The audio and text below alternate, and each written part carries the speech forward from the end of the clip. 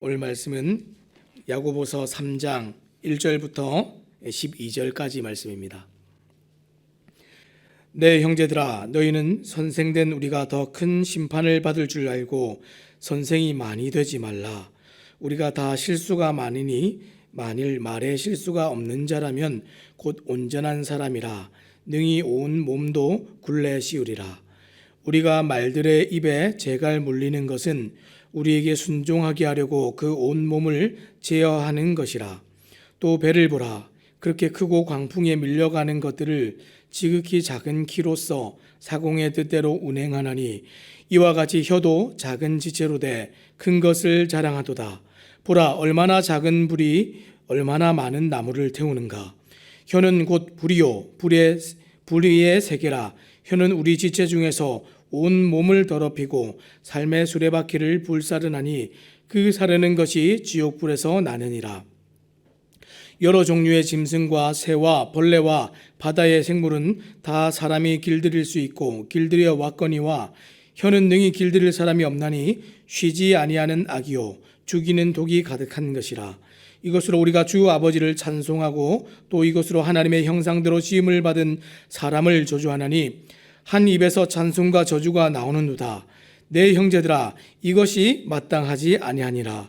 샘이 한 구멍으로 어찌 단물과 쓴물을 내겠느냐. 내 형제들아, 어찌 무화과 나무가 감람 열매를 포도나무가 무화과를 맺겠느냐. 이와 같이 짠물이 단물을 내지 못하느니라. 아멘. 아멘. 오늘은 우리가 말에 실수가 없는 온전한 자라는 제목을 가지고 함께 말씀을 나누기 원합니다. 말에 실수가 없는 온전한 자입니다.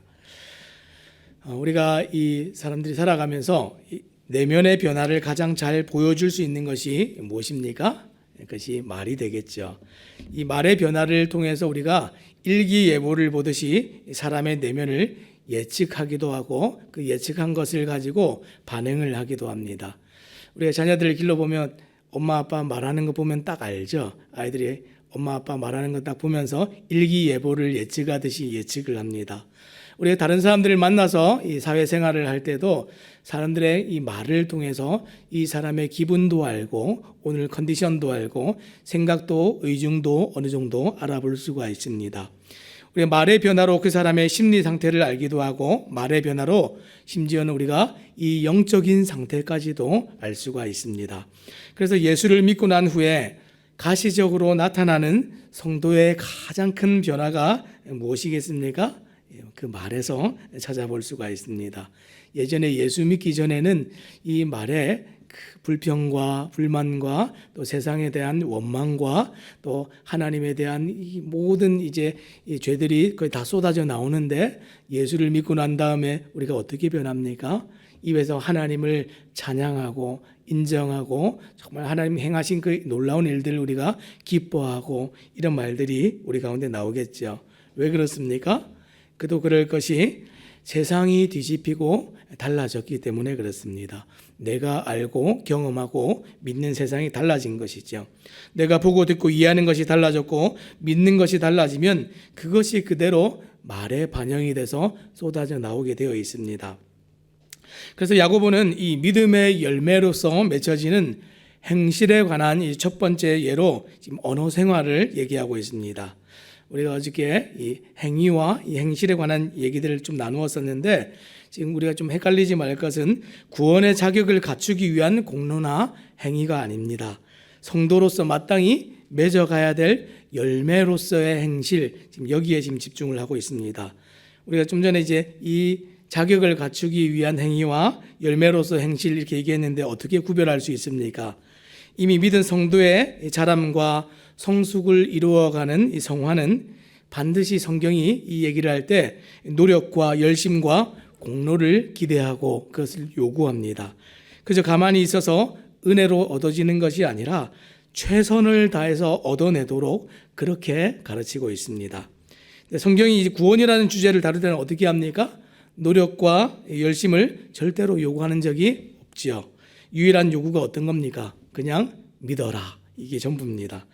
자, 간혹 성경의 본문 중에서 이 구원에 관한 말씀인지 이 성숙에 관한 말씀인지 헷갈릴 때가 있는데 이것이 혼동이 되면 어떻게 됩니까?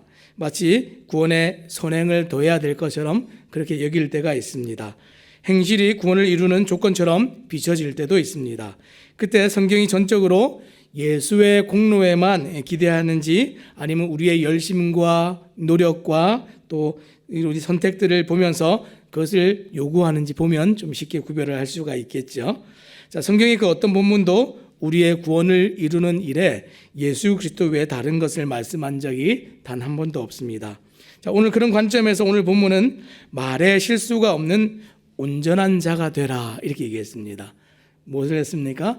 우리가 열심히 이 언어 생활과 말을 잘 할 수 있도록 노력하라 이렇게 얘기하는 것이죠. 무엇에 관한 얘기입니까? 성도의 성숙과 자람에 관한 이야기입니다. 성화이죠. 자, 오늘 이제 말의 실수에 관해서 좀 살펴볼 텐데 첫 번째로 이제 말의 실수가 없는 온전한 모델이 있습니다. 1절 말씀 제가 한번 읽겠습니다. 내 형제들아 너희는 선생된 우리가 더 큰 심판을 받을 줄 알고 선생이 많이 되지 말라 이렇게 얘기했습니다. 여러분 선생이 많이 되지 말라 그랬는데 선생이 많으면 좋습니까? 나쁩니까? 믿음의 공동체 안에 가르칠 수 있는 또 좋은 리더와 선생님들이 많이 있으면 너무 좋은 일이죠. 그런데 오늘 선생이 많이 되지 말라 이렇게 얘기했습니다. 왜 그럴까요? 오늘 본문 전체가 지금 믿음을 드러내는 행위로서 언어 생활을 얘기하고 있는데 지금 계속해서 나중에 또 보겠지만 초점이 어디에 있냐면 지금 언어 생활을 말하면서 초점이 선생된 자들에게 있습니다. 오늘 그래서 이 언어 생활과 이 선생된 자들이라는 것과 두 가지를 딱 견지하고 말씀을 좀 보면 좀 더 좋을 것 같습니다. 자, 이 선생에 대한 이 관심이 많이 있다 하는 것을 알 수 있는 대목이 오늘 본문에서 유일한 명령이 혀의 사용이 아니라 이 지도자들에 대한 것이다라는 것을 보면 알 수가 있습니다. 그렇죠? 선생이 많이 되지 말라 이렇게 얘기했습니다. 이유가 무엇입니까? 말로 넘어질 가능성이 가장 많은 사람들이 이 선생들이기 때문에 이 선생을 언급하고 있습니다. 2절 말씀해 보니까 우리가 다 실수가 많으니 만일 말에 실수가 없는 자라면 곧 온전한 사람이라 능히 온 몸도 굴레 씌우리라. 그러면 선생이 되지 말라는 것은 선생의 위치가 필요 없다는 말입니까? 그런 얘기는 아니겠죠. 교회 공동체 안에서 말의 사용이 가장 가시적으로 비춰지고 영향력을 끼칠 수 있는 자리인 만큼 가르치는 자들이 살아있는 좋은 또 모델이 되기 때문에 지금 이 선생을 언급하고 있습니다. 지금 선생의 위치가 이제 모델이라고 그랬는데 이 영향력과 위험성 이 두 가지를 다 가지고 있습니다. 그래서 이것을 인식하고 조심하기 위해서 지금 선생이라는 모델을 지금 제시를 하고 있습니다. 자, 그래서 지금 왜 이 선생이라는 모델을 제시하면서 이 언어 생활을 얘기하고 있습니까? 조심해야 될 것이 있는데 첫 번째는 더 큰 심판이 있을 것을 알기 때문에 많이 선생되지 말아라 이렇게 얘기했습니다. 지금 이 더 큰 심판을 받는 이유가 무엇입니까? 더 큰 책임이 있고 또 해야 될 막중한 이 일이 있고 무엇보다도 파급 효과, 영향력이 크기 때문에 잘못했을 때는 매를 더 많이 맞는 것이죠. 그래서 마치 이제 군대에 가면 이 훈련 교관이 있습니다. 이제 조교들이라고 그러죠. 이 조교들이 앞에서 어떤 그 훈련을 할 때 시범을 보입니다. 근데 이제 훈련생들은 이제 폼이 이제 엉성하게 하기도 하고 이제 잘못하기도 하지만 앞에 시범을 보이는 조교는 어떻게 됩니까? 정확하게 FM대로 동작도 정확하게 보여주고 그 가르쳐 주는 것도 정확하게 알려줘야 됩니다. 근데 만약에 조교가 앞에서 훈련을 하는 훈련 교관이 실수를 한다, 그럼 어떻게 되겠습니까? 뒤에 끌려가 가지고 많이 혼납니다. 왜 그렇습니까? 훈련생들은 조금 실수해도 되지만 시범을 보이는 사람은 정확하게 보여줘야 되기 때문에 그렇죠. 그래서 우리가 성경의 역사를 보면 이 이스라엘 사람들의 역사를 보면 하나님께서 왜 이 사람들을 왜 이렇게 혹독하게 다루실까 이런 생각 해보지 않으셨습니까? 구약 성경 보면서 우리한테는 이렇게 안 하셨던 것 같은데 이스라엘 사람들을 이렇게 혹독하게 다루실까? 이스라엘 사람들이 온 열방에 이 하나님을 비춰 보여주는 시범 조교 같은 역할이기 때문에 하나님께서 그렇게 혹독하게 다루시는 것이죠. 이 믿음의 공동체 안에서 특별히 선생된 자들이 그렇다 그랬습니다. 그래서 큰 심판이 있다 그랬는데 큰 심판이라는 게 선생의 위치가 가지고 있는 영향력을 보여주고 있습니다. 당시 교회에서 선생은 진리를 가르침으로써 공동체를 세워가는 지도자들이겠죠. 그들은 영향력이 큰 만큼 잘못에 대한 징계도 크다 하는 것을 얘기합니다. 그래서 야고보는 이 얘기를 하면서 이 우리라는 말을 쓰고 있습니다. 그래서 우리라는 말을 통해서 이 말을 하고 있는 야고보 자신도 예외가 될 수 없다 이렇게 얘기했습니다.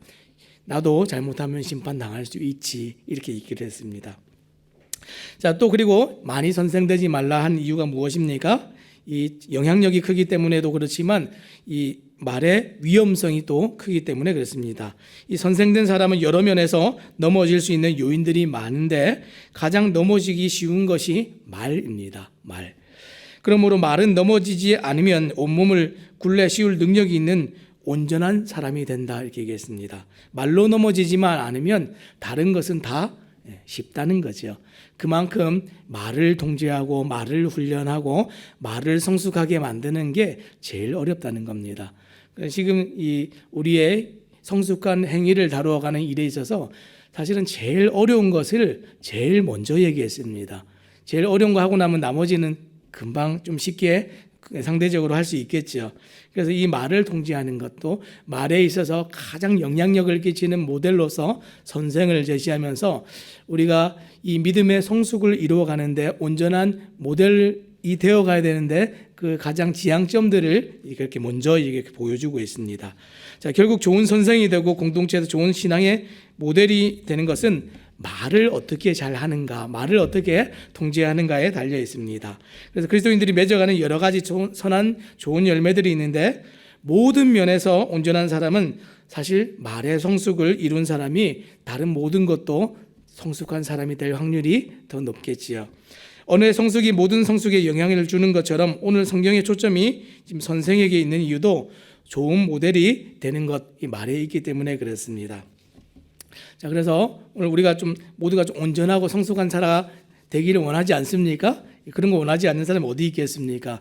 그렇다면 우리가 이 말을 어떻게 해야 될 것인가 여기에 관심을 좀 가지시면 좋을 것 같습니다. 무슨 얘기입니까? 말이 모든 것에 영향을 끼치는 것처럼 교회 리더들도 이 공동체 전체에 영향을 끼치는 위치에 있다 하는 것을 함께 또 보여주고 있습니다. 아까 제가 처음에 서두에 뭐라고 그랬죠? 말과 선생에 대한 관심이 지금 야고보에서 지금 같이 가고 있다 이렇게 얘기했죠.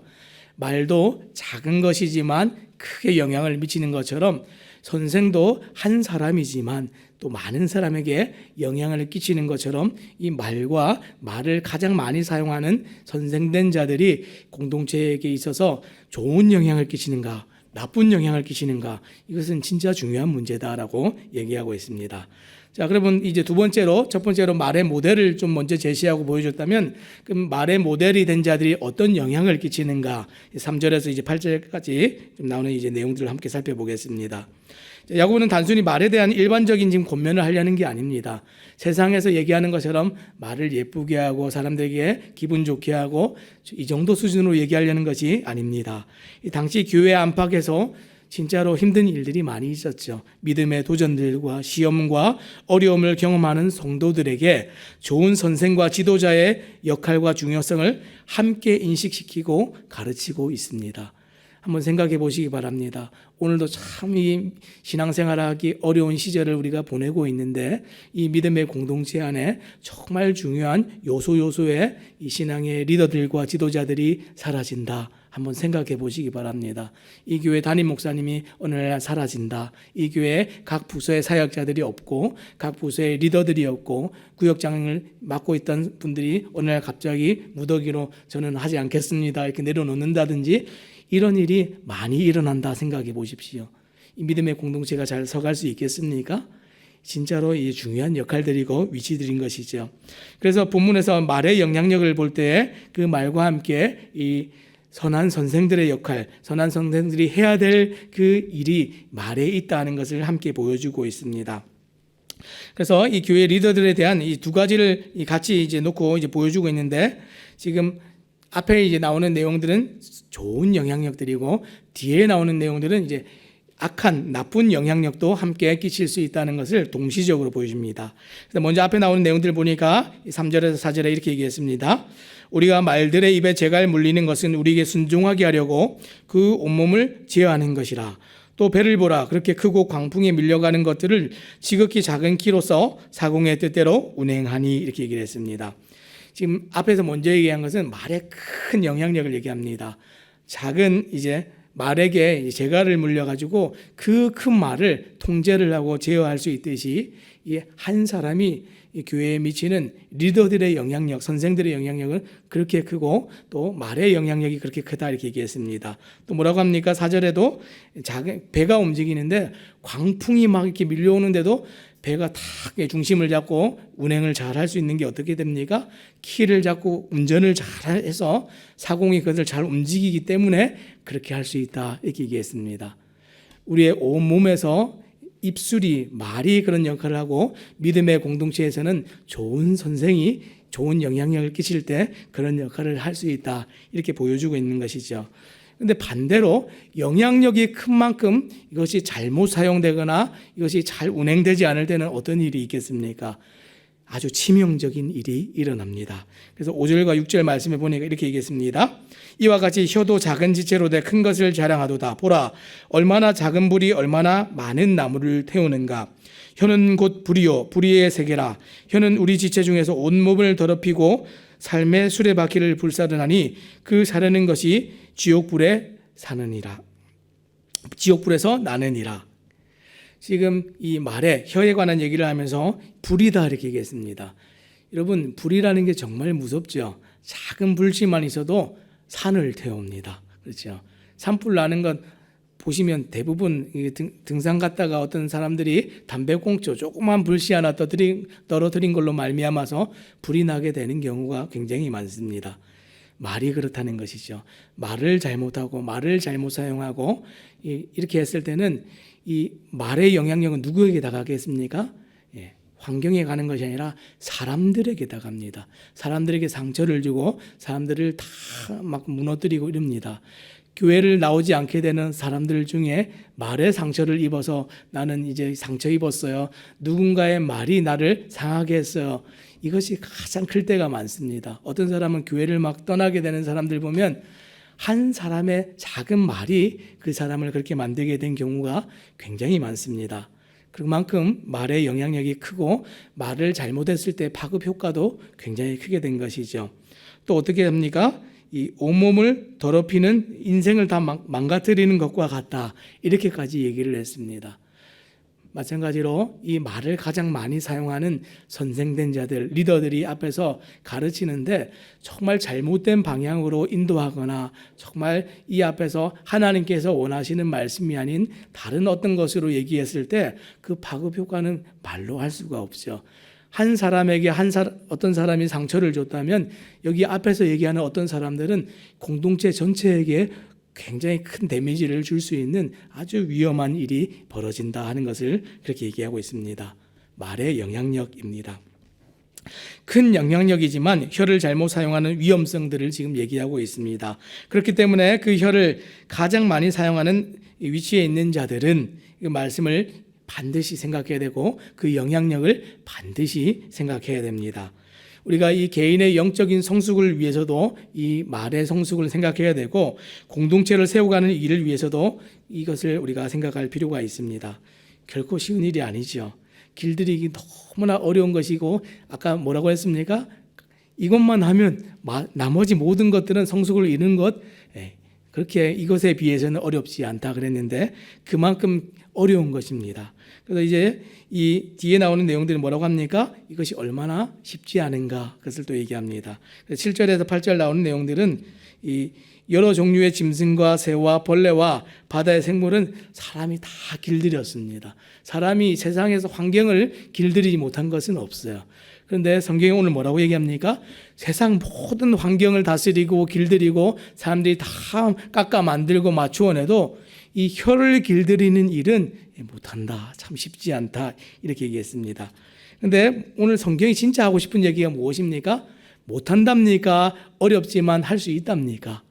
어렵지만 할 수 있기 때문에 격려해서 잘 해보라는 겁니다. 성경이 오늘 우리에게 얘기하는 것 하라는 겁니까? 하지 말라는 겁니까? 하라는 겁니다. 성경이 우리에게 어떤 것을 하라 할 때는 할 수 없는 것을 우리에게 요구하거나 하라 한 적이 한 번도 없습니다. 어떻게 합니까? 우리 성령께서 우리 가운데 함께 하셔서 하게 하실 때 가능한 것들, 성경이 오늘 믿음의 성숙한 사람들에게, 성도들에게 그것을 요구하고 있습니다. 무엇입니까? 말의 성숙입니다. 힘들지만 우리가 열매를 맺어가는 일들이 가능하기 때문에 우리에게 그것을 요구하고 있습니다. 그래서 우리가 힘들지만 절대로 포기하지 마시고 말의 성숙을 이루시기 바랍니다. 자, 마지막은 어떤 것입니까? 결국은 그럼 정말 성숙한 사람, 온전한 사람은 무엇에 성숙한 사람입니까? 말에 실수가 없는 사람이 결국은 하나님께서 기뻐하시고 또 정말 원하시는 성숙한 사람이다. 선한 일들을 할 수 있고 사람들을 섬길 수 있고 사람들의 마음들을 헤아릴 수 있고 할 수 있는 이 모든 일의 시작이 어디에 있습니까? 가장 어렵지만 말에 있다, 이렇게 얘기합니다. 그래서 이제 9절에서 12절까지 말씀을 보니까 뭐라고 합니까? 이것으로 우리가 주 아버지를 찬송하고 또 이것으로 하나님의 형상대로 지음을 받은 사람을 저주하나니 한 입에서 찬송과 저주가 나오는도다. 내 형제들아, 이것이 마땅하지 아니하니라. 지금 얘기를 하는데 하나님께서 기대하는 기대점이 있습니다. 원하시는 것들이 있습니다. 무엇입니까? 하나님의 형상대로 빚음받은 또 새롭게 재창조된 이 성도들은 하나님께서 원하시고 기뻐하시는 일을 하는 것이 마땅한데, 이 이상하게 이 입이라는 것은 막 찬양을 하기도 하다가 어느 날은 이 우리가 상태가 좋지 않으면 막 조주를 하기도 하고 불평이 나오기도 하고 두 가지 막 동시에 막 쏟아져 나옵니다. 막 정신분열증이 있는 사람처럼 막 이 말 했다가 저 말 했다가, 이것이 지금 우리가 보고 있는 현상들이죠. 그런데 성경이 오늘 뭐라고 얘기했습니까?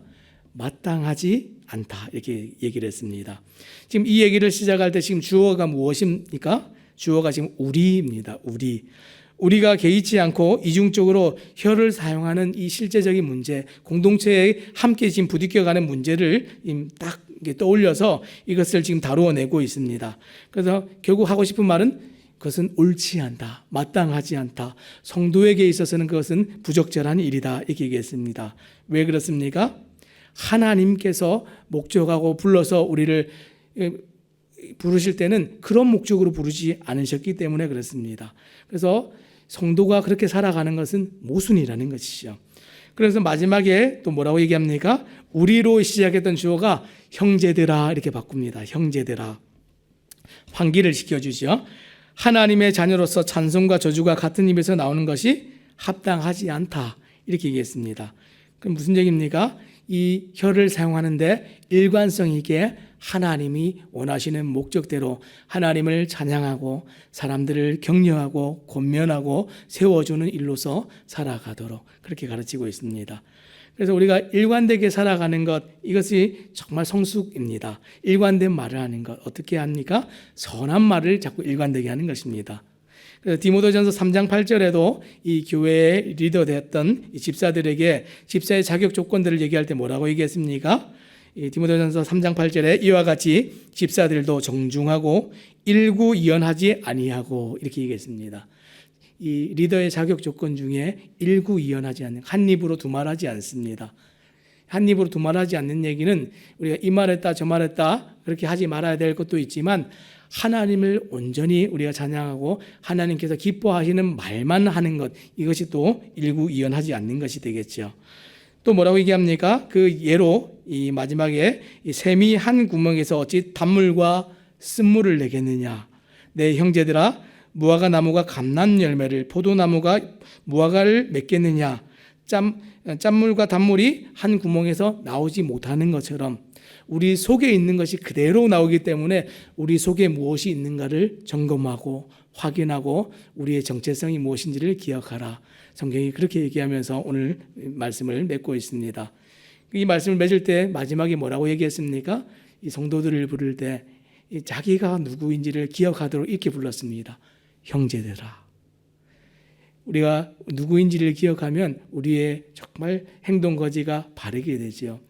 집에 있는데 이 가정에 이제 남편들이 아내들이 살아가면서 정말 가정의 그 편한 환경들 속에서 그리스도인답지 않게 행동할 때가 간혹 있겠죠. 저도 실수할 때가 많이 있는데 어느 날 제가 말에 실수가 있거나 행동한 실수가 있을 때 제 아내가 저에게 와가지고 여보 이렇게 부르지 않고 이 가정의 영적인 가장이시여 이렇게 부른다고 한번 생각해 보시기 바랍니다.